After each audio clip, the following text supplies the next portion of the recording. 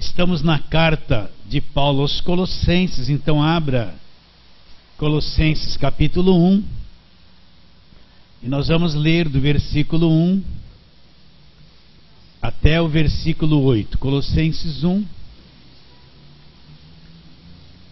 1 a 8. Então vamos ler. Paulo, apóstolo de Cristo Jesus, por vontade de Deus, e o irmão Timóteo, aos santos e fiéis irmãos em Cristo que se encontram em Colossos, graça e paz a vós outros, da parte de Deus nosso Pai. Damos sempre graças a Deus, Pai de nosso Senhor Jesus Cristo, quando oramos por vós, desde que ouvimos da vossa fé em Cristo Jesus, e do amor que tendes para com os santos, por causa da esperança que vos está preservada, preste atenção, por causa da esperança que vos está preservada aonde? Na terra ou no céu? Nos céus, da qual antes ouvistes, como? Pela palavra da verdade. O que é a palavra da verdade? O Evangelho, que chegou até vós, como também todo mundo está produzindo fruto e crescendo. Tal acontece entre vós desde o dia em que ouvistes e entendestes. Ouvistes e entendestes o quê? A graça de Deus na verdade. Segundo fostes instruídos por Epáfras, nosso amado conserve quanto a vós outros, fiel ministro de Cristo, o qual também nos relatou do vosso amor no Espírito. Então a mesma pergunta que eu vou fazer durante muito tempo: por que Paulo escreveu essa carta aos Colossenses? O que estava acontecendo com a igreja? Sempre que Paulo escrevia uma carta para a igreja, ele tinha uma finalidade. Ele sabia o que estava acontecendo com a igreja, ele não estava lá presente. Então ele escreveu uma carta para corrigi-los, exortá-los, consertar alguma coisa, algum caminho que eles estavam trilhando que era errado, para proteger a fé deles, para trazer instrução e mostrar o caminho certo. Então por que Paulo escreveu esta carta aos Colossenses? Porque os Colossenses perderam o ponto central da fé, que era a pessoa de Jesus Cristo e a obra da cruz. Então presta atenção, existe o ponto central da nossa fé. É a pessoa de Jesus Cristo e aquilo que ele já fez na cruz por nós. Não esqueça, a verdadeira fé cristã, ela só crê em Jesus Cristo, ela não crê em outras coisas, ela não crê em coisas oradas, ungidas, como se pregam e fazem as igrejas por aí nos dias de hoje. A verdadeira fé cristã é uma fé cristocêntrica, ou seja, Cristo é o centro da fé, e aquilo tudo que ele fez na cruz ao nosso favor.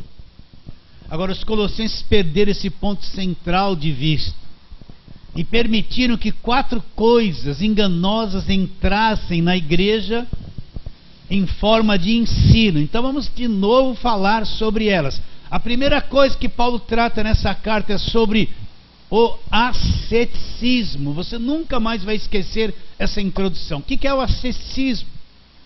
São coisas que a igreja, a liderança, o sistema religioso pede para as pessoas fazerem, que lhe tragam sofrimento, que lhe custem coisas.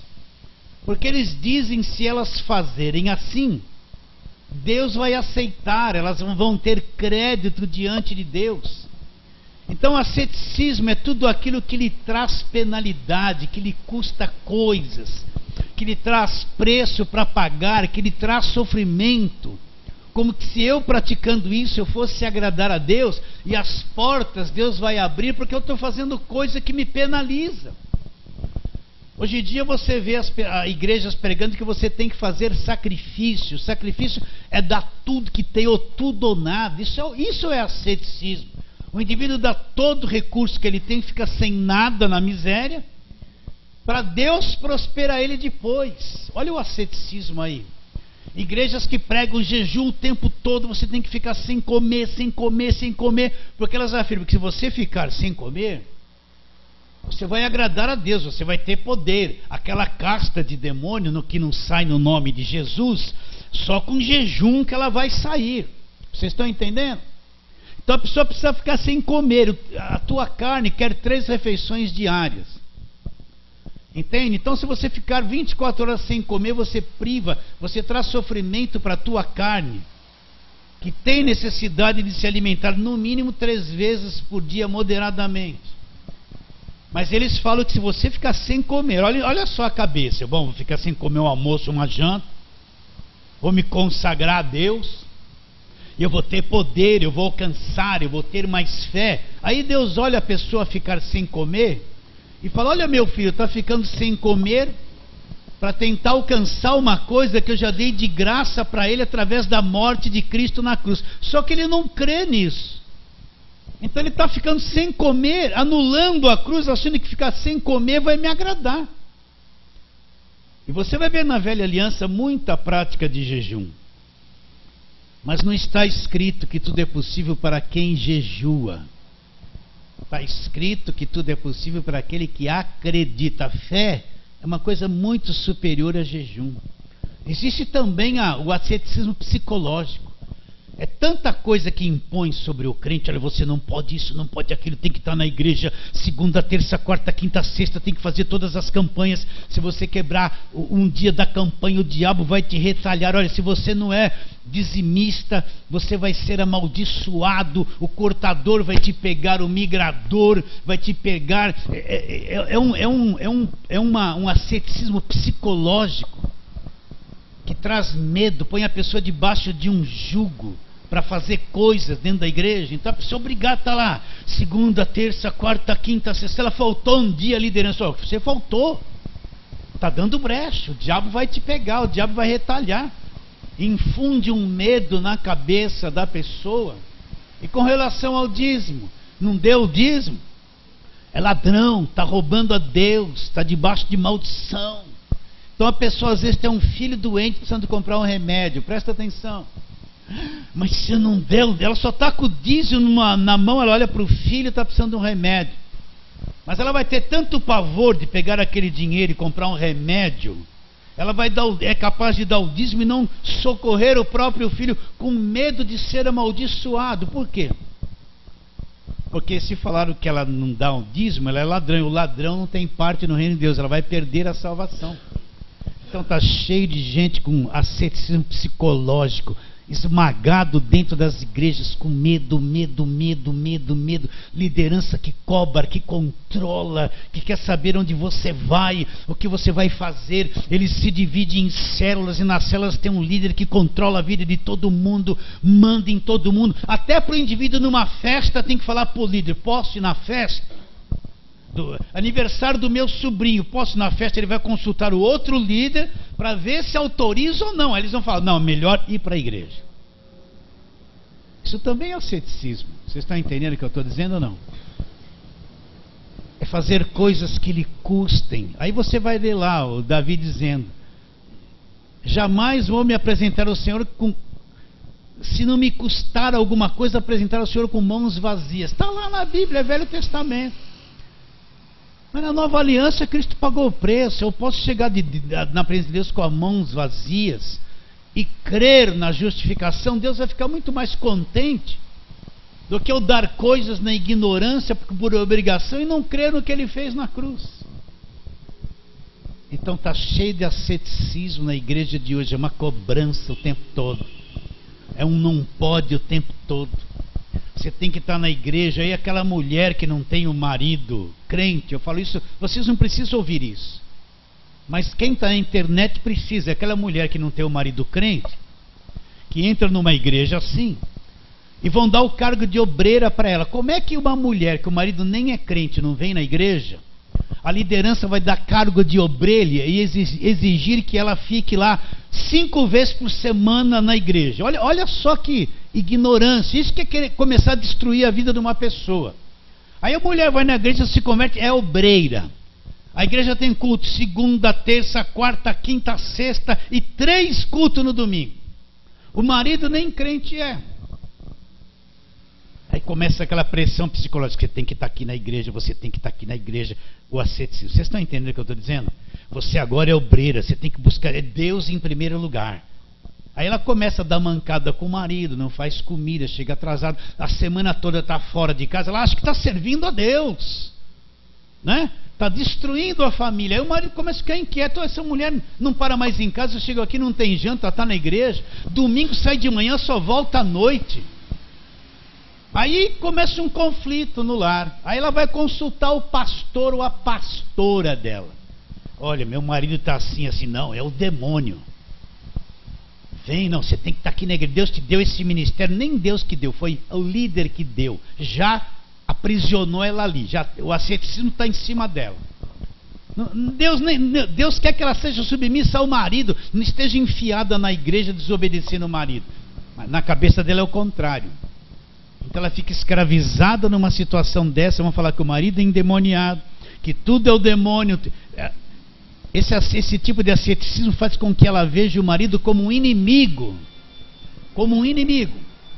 Vocês entendem o que eu estou dizendo? Então está cheia dessas coisas dentro das igrejas. É o asceticismo. Nós vamos ver os colossenses permitiram que isso entrasse na igreja.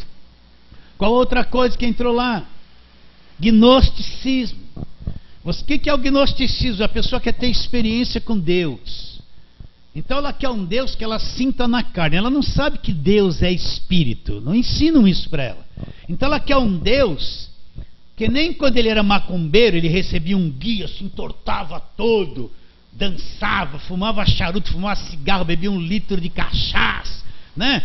Ele quer um Deus que mexa com ele, que descontrole ele. Aí que a gente entra no falso pentecostalismo. Você vê um monte de gente no pentecostalismo, eles querem gritar, falar em línguas, gritar, sapatear, rodar, fazer esse monte de coisa. É um Deus na carne. Isso aí é o gnosticismo. A pessoa quer ter um transe, a pessoa quer ter uma experiência espiritual, não importa a fonte, contanto que ela grite, estrebuche e fala que é poder, e roda, aí aquelas irmãs rodam e fica e é no lugar que a mulher fica o tempo todo assim com a mão, o tempo todo. Aí saía da igreja, era infeliz, família destruída. Então gnosticismo é isso, a pessoa quer uma experiência na carne com Deus, ela quer entrar em contato com espíritos, não importa. Ela quer coisas que descontrolem ela. Pode ver, elas cantam aquela música, queima, Senhor, queima. Eles querem queimar, ele quer que venha um fogo e queima todo mundo. Eu quero fogo, me queima. Você já viu uma música que pede para ser queimado? É o tipo de gnosticismo. Aí você vê dentro da igreja um monte de gente descontrolada, não sabe o que faz, batendo cabeça, rodando, cai no chão, estremecendo, fala que é o Espírito Santo. É o anjo, é o anjo, é o anjo. Tem ainda uma missionária aqui na região, é assim. Ela sobe no púlpito e começa. Olha, o anjo Gabriel chegou. Começa. Já descontrolar.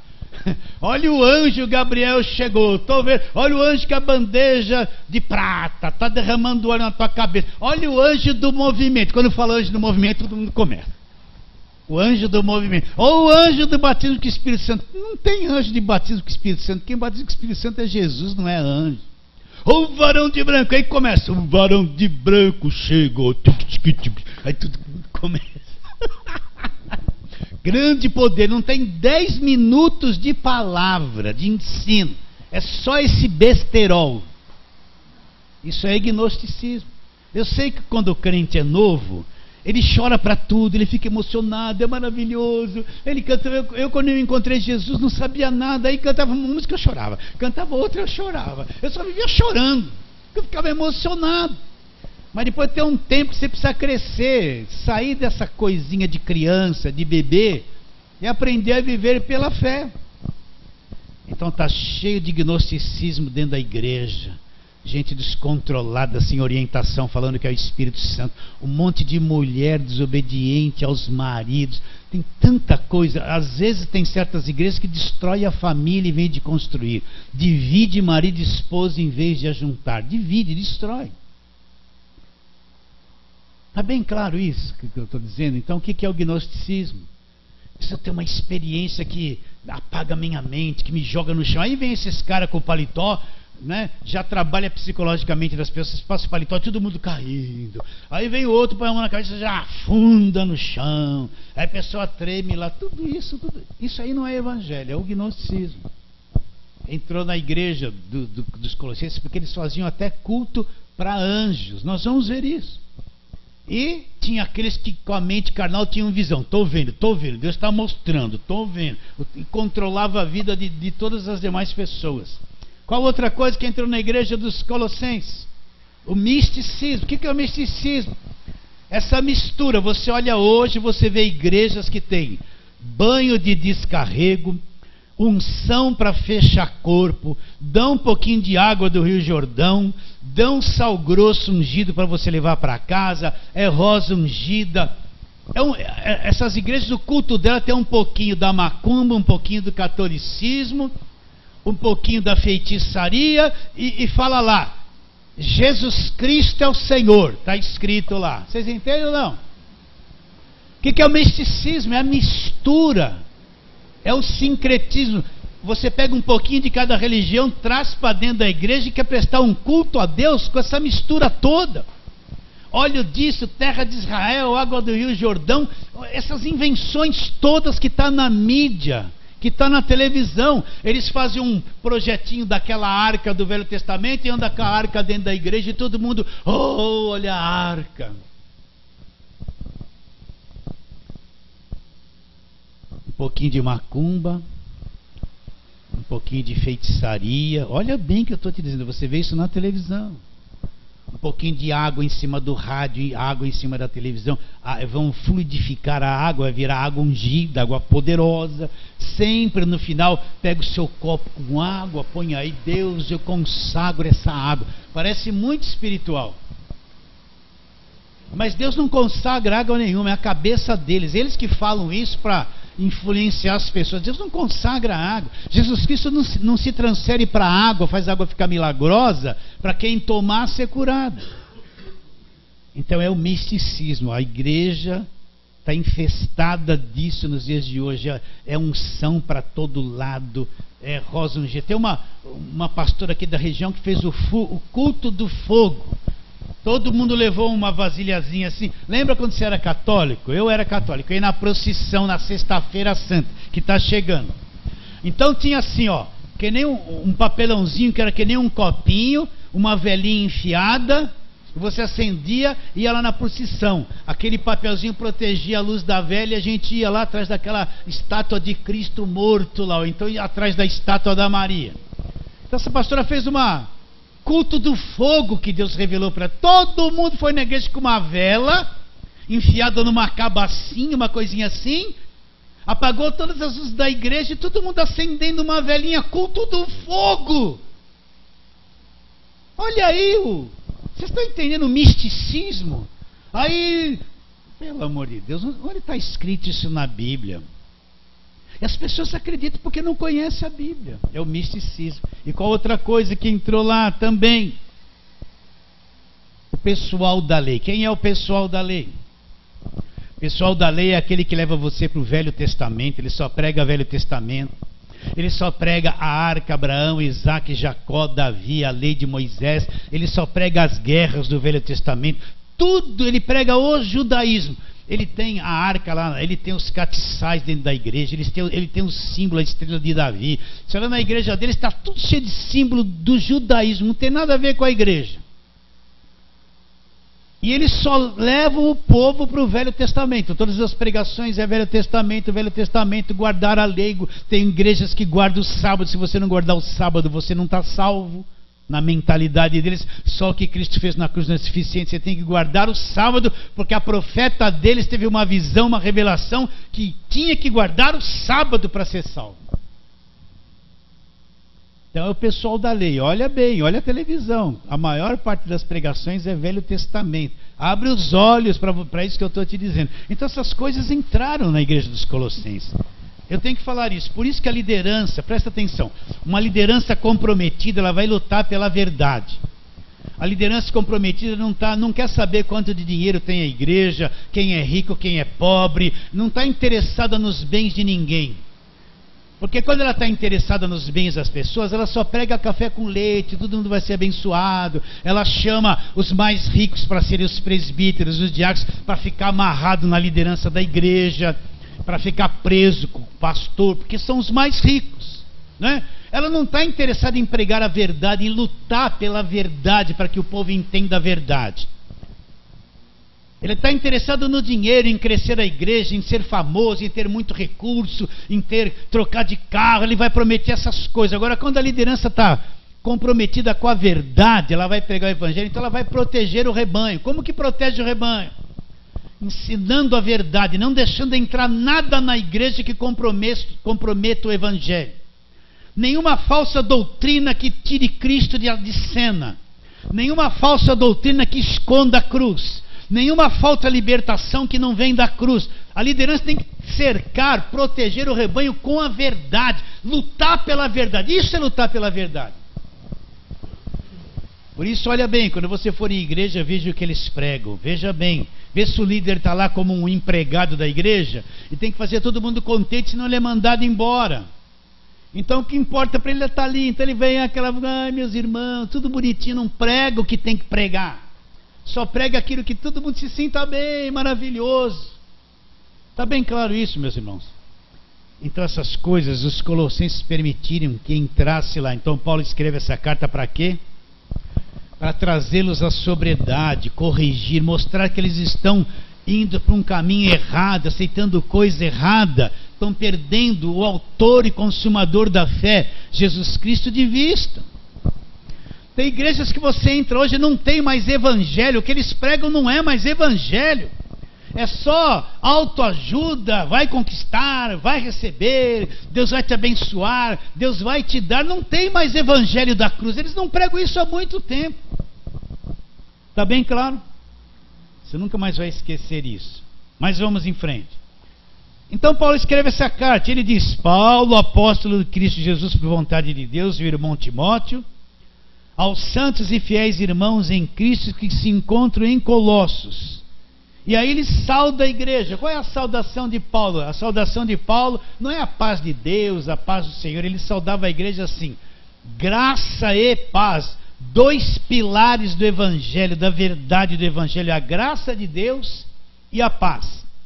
Na semana passada nós falamos sobre a graça. E hoje a segunda palavra, a paz da parte de Deus, né? Então,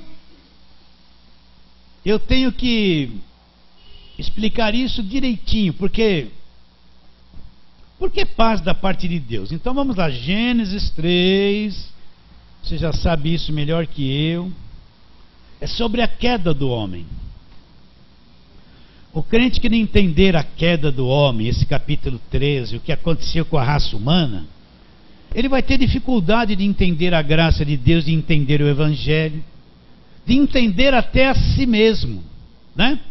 Então, capítulo 2 de Gênesis, versículos 16 e 17, Deus deu uma ordem para o homem, né? Você pode comer de toda a árvore do jardim, mas da árvore do conhecimento do bem e do mal você não pode comer. O dia que você comer vai morrer, ele disse, né?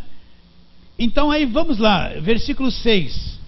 Vendo a mulher que a árvore era desejável para comer, agradável aos olhos, desejável para dar entendimento, tomou do fruto, comeu, e também deu ao marido, ele comeu. Abriram-se então os olhos e, percebendo que estavam nus, cozeram folha de figueiras e fizeram cintas para si. Quando ouviram a voz do Senhor Deus, que andava no jardim pela viração do dia, esconderam-se da presença do Senhor Deus, homem e mulher, por entre as folhas do jardim. Até aí. Versículo 17 agora, que Deus está falando com Adão, porque ele comeu do fruto. Ele diz assim: e Adão disse: visto que atendeste a voz da tua mulher e comeste de árvore que ordenaram não comeste, presta atenção nisso, maldita é a terra por tua causa, em fadigas obterás delas o sustento durante os dias da tua vida. A terra vai produzir um monte de coisas estranhas. Ela produzirá cardos e abrolhos, e tu comerás ervas do campo. No suor do teu rosto comerás o teu pão, até que tornes a terra, pois dela foste formado, porque tu és pó e ao pó tornará. Até aí. Então o que Deus disse para Adão? Adão, porque você comeu do fruto. Deus disse que eles iriam morrer, eles morreram. Eu não vou explicar isso agora. Mas porque Adão comeu do fruto e morreu, ele permitiu que a terra entrasse debaixo de maldição. Então você tem que entender isso. Todo o nosso planeta, esse sistema do planeta Terra, pode ser a natureza, tudo, é um sistema maldito, destruído, pervertido, estragado. O ser humano é um ser estragado. Quando a Bíblia fala que o homem é pecador, não é porque ele comete um pecadinho do lado de fora, é porque ele é um ser deformado por dentro, ele tem um coração enganoso, ele é mentiroso, ele é falso, ele é isso por dentro. Toda a raça humana é assim, e todo esse sistema, toda essa sociedade é uma coisa corrompida. O ser humano, ele é corrompido, ele é estragado. O pecado é o que ele se tornou. Ele se tornou algo que só produz coisas erradas diante de Deus. Então todo esse nosso planeta entrou debaixo de maldição por causa do pecado, se estragou. Repare bem, um animal começou... O que os animais comeriam? Ervas do campo. A coisa ficou tão pervertida que um animal começou a matar o outro para comer. Nós passamos a comer também os animais, mas não era assim no princípio. A coisa ficou pervertida que a própria criação começou a se autodestruir e se autocorromper um com os outros. Então esse mundo que nós vivemos é um mundo destruído, estragado, pervertido. Afetou toda a raça humana. Até os vegetais, eles vivem, apodrecem, secam e morrem. Os animais se um sobrevive comendo o outro. O peixe maior engole o peixe menor. O animal mais forte come o animal mais fraco. Uma lagarta come uma outra coisa, mas um come o outro. Não era assim. Olha, maldita é a terra por tua causa. Um ser humano mata o outro, destrói o outro, rouba o outro, tal. Não tem sentimento. Eu não consigo falar o que eu entendo aqui, me expressar mais profundamente. Só o Espírito para te levar. Então, quando Deus olha para o planeta Terra, presta atenção. Ele vê um caos, uma raça humana num caos, uma raça humana pervertida, morta, destruída, depravada, estragada. Ele olha essa sociedade destruída, corrompida.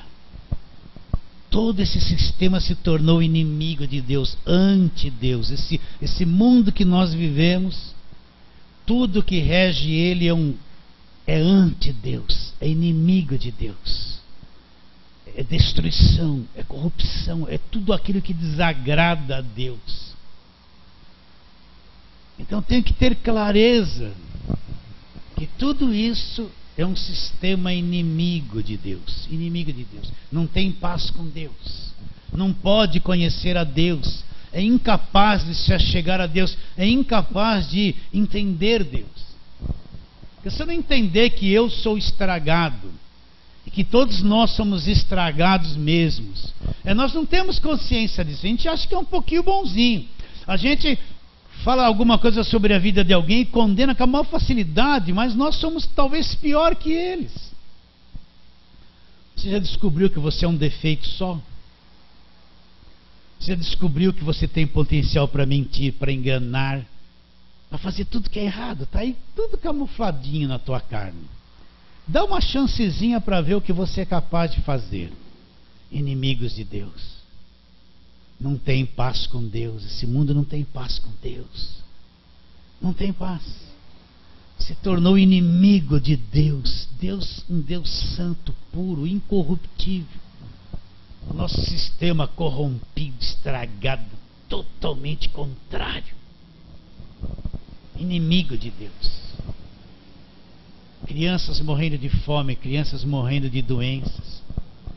Os corruptos políticos roubaram o dinheiro da saúde, morreu milhares e milhões de velhos, milhares e milhares de crianças, milhares e milhares de jovens que precisavam de um medicamento, de um tratamento, mas eles roubaram tudo.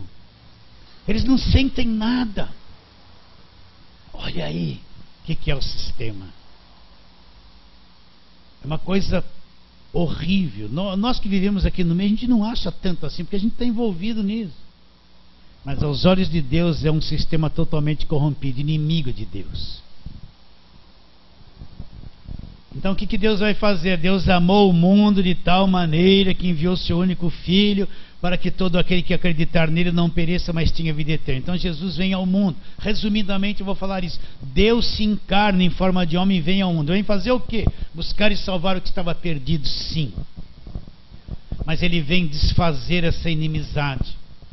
Ele vem tomar sobre si o castigo que a raça humana merecia. Ele vem tomar sobre si a punição que a raça humana merecia. Ele vem pagar o preço para poder libertar a raça humana dessa situação de inimizade, dessa situação de corrupção, dessa situação de destruição. Então, quando ele vai para a cruz, ele vai tomar sobre si toda essa inimizade, toda essa culpa, toda essa maldição, todos os pecados, ele vai tomar sobre si. É o único meio de o homem voltar para Deus, Deus salvar o homem, tirar o homem dessa destruição. Então, quando ele vai para a cruz, é o único meio, não tem outro caminho. Ele vai tomar sobre ele a iniquidade de todos nós, a dívida de todos nós, o pecado de todos nós. E ali na cruz, ele vai pagar o preço da nossa redenção. Então não tem uma obra que o homem possa fazer que vai redimir ele dessa inimizade, dessa escravidão. Eu posso ser religioso, bem educado, eu posso ter 5 faculdades, ser poliglota, eu posso fazer caridade, mas nada disso me une a Deus e tira a inimizade do pecado entre Deus e os homens. Nada disso. Nenhuma boa obra elimina, derruba a parede da separação. Então Cristo vem, Deus em forma de homem, vai tomar esse mal sobre ele, vai tomar o castigo que a raça humana merecia sobre ele, vai tomar sobre ele a culpa, a dívida, e na cruz do Calvário ele vai desfazer essas coisas todas na cruz do Calvário. Por isso que a morte de Cristo na cruz é a coisa mais gigantesca e gloriosa que existe. Por isso que na ceia ele falou: faça isso em memória de mim. Ceia não é comemorar a morte do Senhor, é sempre trazer à memória os feitos da cruz. Cristo ressuscitou, está vivo, sim. Mas a ceia, uma das expressões máxima dela, é sempre lembrar o sacrifício da cruz. Não é lembrar do morto, porque ele não está mais morto, mas lembrar da obra perfeita da cruz, o que já foi feito por cada um de nós. Então, quando Paulo fala graça, ele sabe o que está dizendo. E quando ele fala paz, ele tem tudo isso em mente, o que Cristo já fez por nós na cruz. Ele não está falando paz levianamente, sem saber o que está dizendo. Ele está dizendo que é uma paz que vem de Deus. Graça e a paz que vem de Deus Pai, de nosso Senhor Jesus Cristo. Então o único meio de Deus trazer o homem de volta, de ter paz com o homem, era removendo a parede da separação. E onde foi isso removido? Na cruz do Calvário. Está bem claro isso. Eu teria que gastar a aula toda de hoje para te explicar, se ficar em cima disso, mas vamos em frente. Então vamos para a palavra de Deus. Vamos lá, Romanos capítulo 5.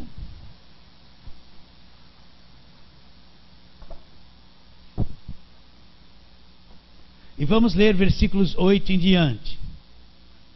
Para entender por que Paulo fala graça e paz da parte de Deus. nós estamos em paz com Deus agora, acabou a inimizade.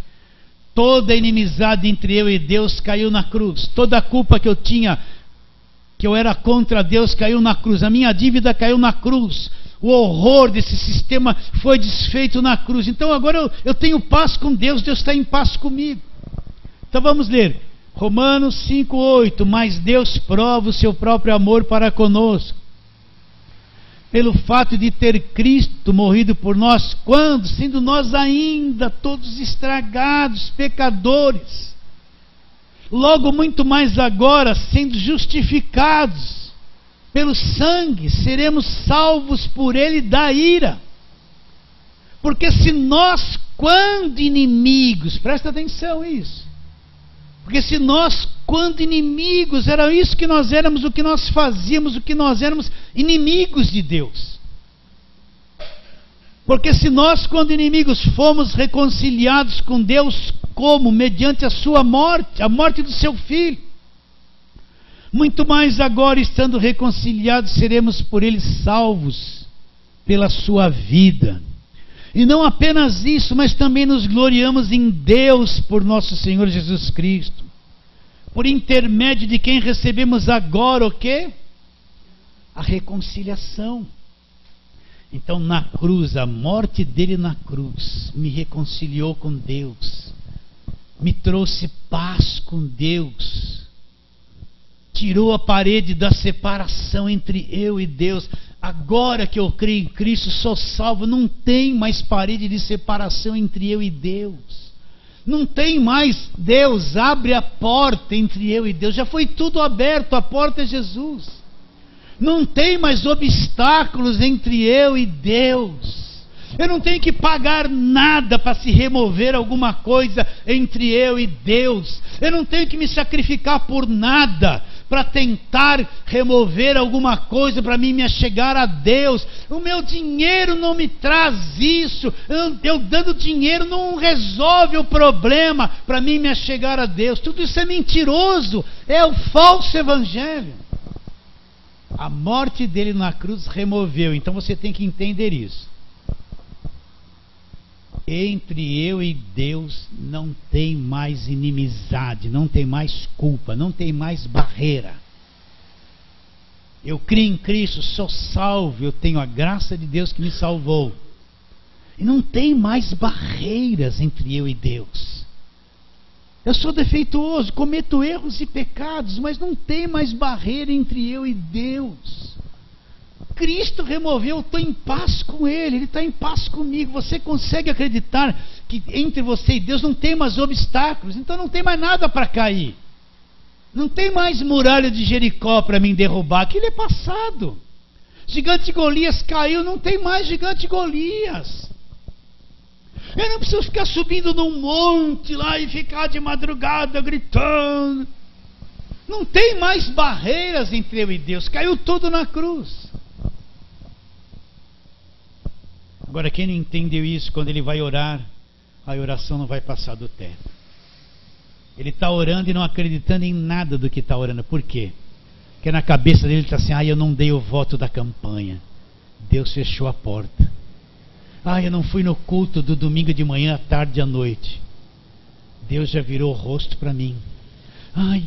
Eu não tive dinheiro para dar o dízimo, já vou para o inferno. Na cabeça dele está assim. E tem pregadores, criadores de obstáculos, que eles infundem isso na cabeça dos outros, e mantêm o povo controlado por eles. Você creu em Cristo, está salvo, não tem mais parede de separação. A morte de Cristo na cruz removeu tudo, você tem que acreditar. E Deus não está assim, seja perfeito. Ele sabe que eu nunca vou ser perfeito aqui na terra. É que nem o pai que não exige perfeição do filho. O filho lá está com 3 semanas, ele vai falar: anda! Não vai andar, vai apanhar. Não, ele não tem condições de andar. Assim somos nós, não temos condições de ser perfeitos. Nós temos lá com aquela perninha torta, assim, uma dificuldade. Deus não está cobrando nada. A religião é que cobra. São os pregadores de obstáculos que mais tem hoje, que põem isso na cabeça da pessoa, que cobra. Não é Deus que está cobrando. Então logo muito mais, vamos lá, versículo de número 10. Porque se nós, quando inimigos, fomos reconciliados com Deus, mediante a morte do seu Filho, muito mais agora estando reconciliados, olha, já estamos, seremos salvos pela sua vida, essa nova vida que foi posta dentro de nós, nós seremos salvos. Essa é a vida de Cristo, Ele é a nossa vida, seremos salvos pela sua vida. Está bem claro isso na sua mente? Então não tem mais barreiras. Quando eu não entendia isso, eu vivia pesado. Cristianismo era pesado, ser crente era pesado, era tanta cobrança, tanta dificuldade. Eu me esforçava para fazer tudo certinho, mas não conseguia, vivia sempre pesado, acreditando, olha, eu falei nisso, falei naquilo, olha, o diabo vai retalhar, a ameaça do diabo, o demônio está ao meu redor, cirandando, sabe, acreditando nesse evangelho de destruição, evangelho que não é evangelho, é mais culpa que é evangelho. Mas quando entende isso, acabou tudo. Livre, eu conhecereis a verdade vos libertará. Colossenses 1, onde nós estamos? Vamos lá, Romanos, Colossenses, chegamos lá. Nós vamos rever isso de novo mais para frente. Colossenses 1:20, olha lá. E que havendo feito a paz, meu Deus, está escrito isso. E que havendo feito a paz pelo sangue da sua cruz, o que removeu a parede da separação? O sangue da cruz. E que havendo feito a paz pelo sangue da sua cruz, por meio dele reconciliasse consigo mesmo todas as coisas. Olha quais níveis foram reconciliados. Quer sobre a terra e quer nos céus. Para aí. Então Cristo, por meio do sangue, reconciliou os céus e a terra. Mas o que é da terra que está reconciliado com os céus? É a igreja, somos nós. Todo aquele que crê, estamos reconciliados, céu e terra, estamos reconciliados com Ele, pelo sangue da sua cruz, estamos em paz. Agora isso aqui é uma carta escrita para a igreja, não é para quem está perdido, quem está em religião que não tem nada a ver. Não, isso aqui é para crente, é para a igreja, para salvos. É a linguagem dos salvos. Agora quem está perdido, nunca encontrou Jesus, não crê em Jesus, é ateu, seja lá o que for, não tem nada de reconciliação para ele não é igreja. Mas se ele se converter, isso faz parte da vida dele. Acabou, está reconciliado. E que havendo feito a paz pelo sangue da sua cruz, por meio dele reconciliasse consigo mesmo todas as coisas lá, quer sobre a terra e quer nos céus. Céus e terra reconciliados. Jesus está assim, é como Jesus, aquela velha história, Jesus está com as mãos estendidas, segurando a mão dos homens salvos, e a outra mão estendida, segurando a mão de Deus, só para uma ilustração de criança. Ele ligando os homens a Deus, ele é o intermediário, ele trouxe a paz, ele resolveu o problema, ligando céu e terra, terra e céu. Continua. E vós outros, que também outra hora éreis estranhos e inimigos aonde? No entendimento. Estranhos e inimigos no entendimento, pelas vossas obras malignas. Agora, porém, você conciliou aonde? No corpo da sua carne. Por que ele fala corpo da carne? Porque foi na carne de Jesus, naquele corpo como de um cordeiro, que ele sofreu a penalidade do meu pecado. A carne ali foi crucificada, o castigo caiu sobre a carne dele. E que havendo, ele nos reconciliou no corpo da sua carne mediante a sua morte, para apresentar-vos perante ele santos, inculpáveis e irrepreensíveis. Então, como que ele me apresenta agora diante dele? Ele me apresenta santo, sem culpa e irrepreensível. Mas eu não me vejo irrepreensível, eu não me vejo. Mas a justiça de Cristo que me justificou me torna irrepreensível. Então Deus me apresenta através de Cristo para ele uma pessoa santa. É Deus que me apresenta, não é o meu esforço, não é o meu jejum, não é meu sacrifício, não é minha oferta, não é dízimo. Deus me apresenta para ele santo, sem culpa e irrepreensível. Está escrito isso aí na sua Bíblia? Você já entendeu isso? Já entendeu de verdade? Está aí. Vamos outro texto, lá na Velha Aliança, Isaías 53, né? Isaías 53.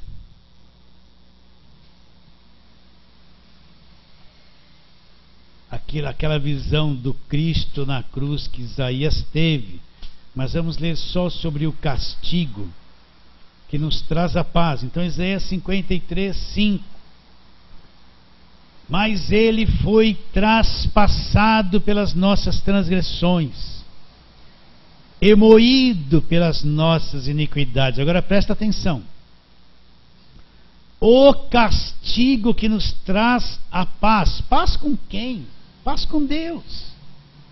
O castigo que nos traz a paz estava sobre ele, pelas suas feridas, pisaduras, chagas. Fomos sarados. Então o castigo que a raça humana merecia, a punição estava sobre ele lá na cruz. O castigo que nos traz a paz com Deus, que removia a parede da separação, estava sobre ele. E pelas chagas, pelos seus machucados nas mãos, os açoites nos pés, pelas feridas dele, nós fomos sarados. Esse sarado aqui não é só, a pessoa só prega cura física. Sarados no Espírito, nascemos de novo, sarados na libertação, sarados da escravidão, pelas suas feridas, pelo que ele pagou ali, nós fomos sarados, nós somos sarados. Muito mais do que uma cura física, uma cura espiritual.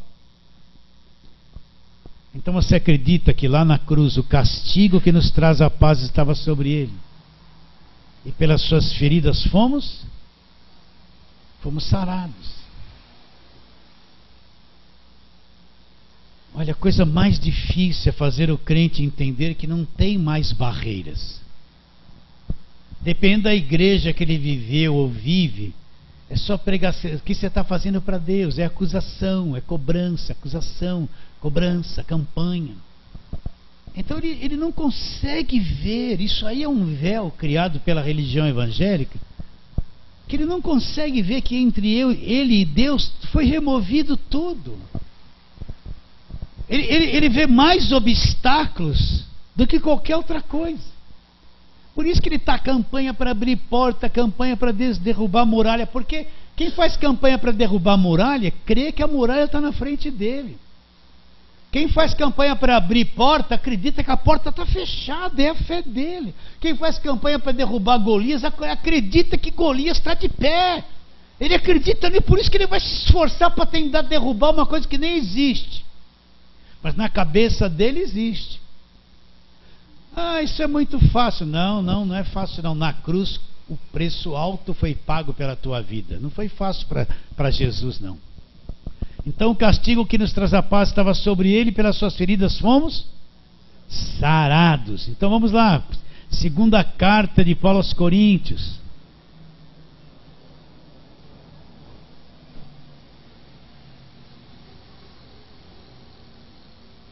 Capítulo 5.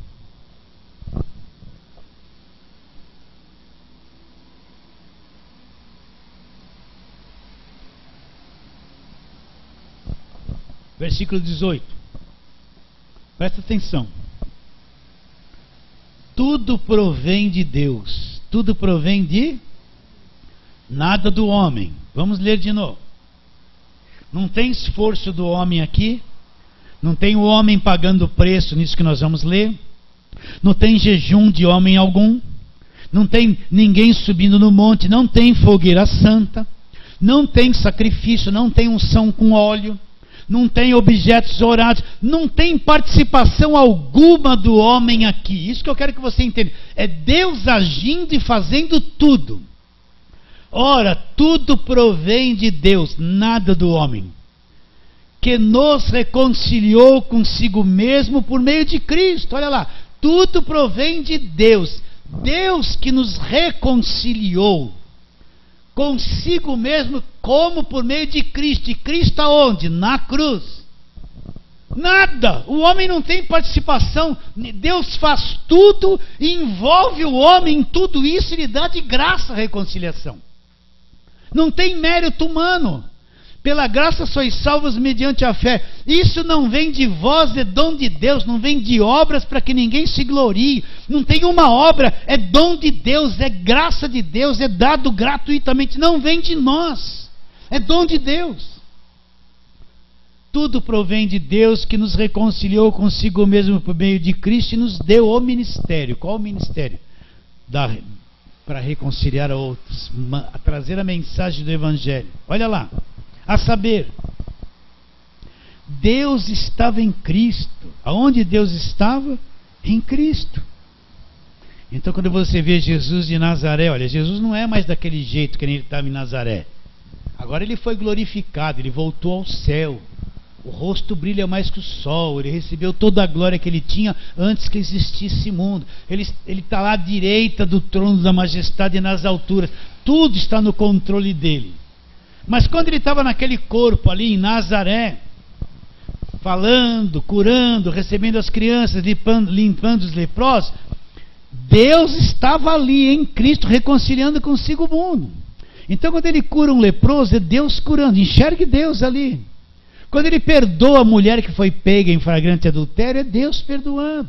Quando ele multiplica o pão, é Deus multiplicando o pão. Quando ele dá vista ao cego, Deus estava em Cristo, reconciliando consigo o mundo. Quando ele está dando uma dura nos fariseus, nos sacerdotes, por causa da lei, que eles fechavam o reino de Deus e não deixavam os outros entrar, e nem eles entravam, Deus estava em Cristo falando com eles ali. Então, se eu tiver uma visão clara de Jesus ali em Mateus, Marcos, Lucas e João, eu vou ter uma visão clara de Deus. Mas depois da ressurreição, eu vou ter uma visão do Cristo glorificado.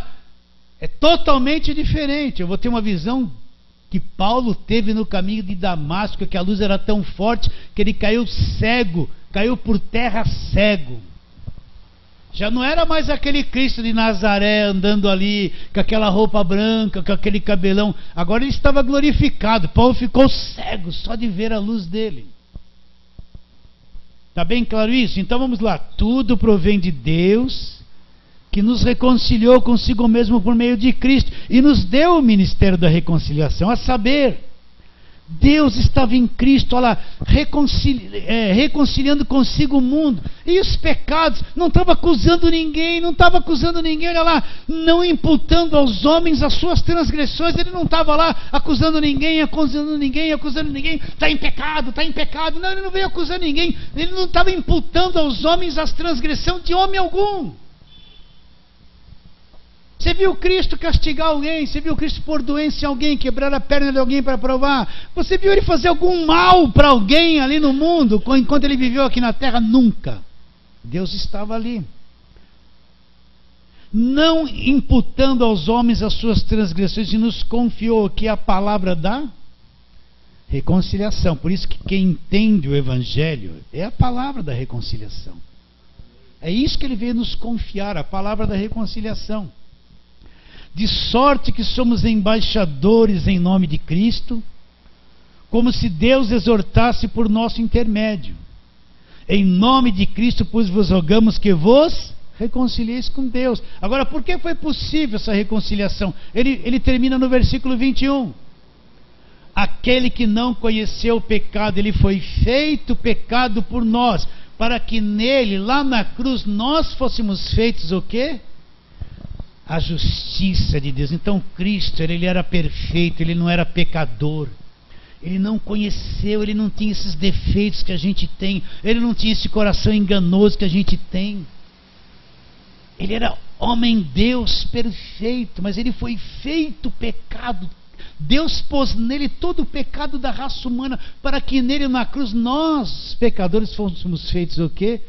A justiça de Deus. Então nós somos a justiça de Deus. Você é a justiça de Deus, é o justo, é a justiça de Deus, por causa de Cristo. Então você está entendendo porque Paulo fala paz da parte de Deus nosso Pai? Porque ele cumprimenta a igreja, graça, já explicamos isso, e paz da parte de Deus. Ele está cumprimentando a igreja com dois pilares da verdade, a graça de Deus e a paz que nós temos com Deus agora. Não tem mais barreiras. Não tem mais barreira. Oh, mas o seu pecado é que faz separação entre você e Deus. Sim, é verdade, mas o meu pecado ele levou na cruz. Levou, não tem mais barreira para fazer separação. Eu acredito que ele levou o meu pecado por toda a minha existência aqui na terra, até o último dia da minha vida. Ou eu vou sempre me sentir culpado. Ele levou o meu pecado passado, presente, e amanhã eu vou pecar de novo. Já está pago. Ai, pastor, heresia! Não é heresia não. Quem entende a graça entende o que eu estou dizendo. Quem não entende, vai pagar preço. Ele se fez pecado para que nele nós fôssemos feitos o quê? A justiça de Deus. Então Deus olha para mim e para você agora. Ele vê, olha lá a minha justiça. Tudo porque ele creu no verdadeiro justificador. Você, a igreja, é a justiça de Deus. Deus justo. Você é a justiça de Deus. Está bem claro isso na sua mente? Sim ou não? Isso aqui é evangelho. Agora vamos voltar onde nós começamos. Vamos terminar onde começamos. Volta lá. Colossenses. Capítulo 1.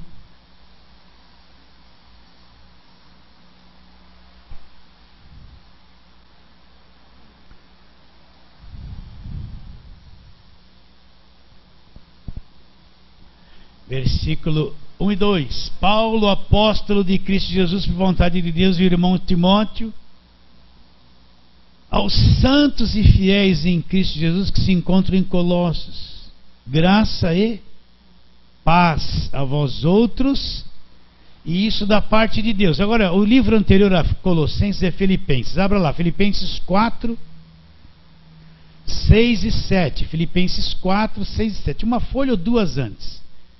Olha o que diz: não andeis ansiosos de coisa alguma. Em tudo, porém, sejam conhecidos diante de Deus as vossas petições, pela oração, pela súplica, com ações de graça. E a paz de Deus, não é paz do homem, não é paz do mundo. E a paz de Deus, é a paz de quem? De Deus. Essa paz que Paulo está falando, e a paz de Deus que excede todo o vosso entendimento. O que essa paz vai fazer? Guardará o vosso coração e a vossa mente aonde? Em Cristo. Então essa paz que foi conquistada pelo Senhor Jesus na cruz, ela vai fazer uma coisa. Ela vai guardar a minha mente não está cheia mais de acusação. Minha mente não está mais cheia de condenação. Minha mente não tem mais aquele sentimento que Deus me rejeita porque eu sou defeituoso. Não tem rejeição.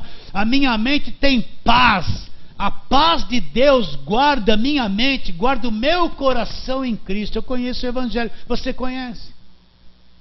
Sim ou não? Para terminarmos, toda a parede da separação caiu na cruz. Deus está em paz conosco. Nós estamos em paz com Deus. Fala assim, amém.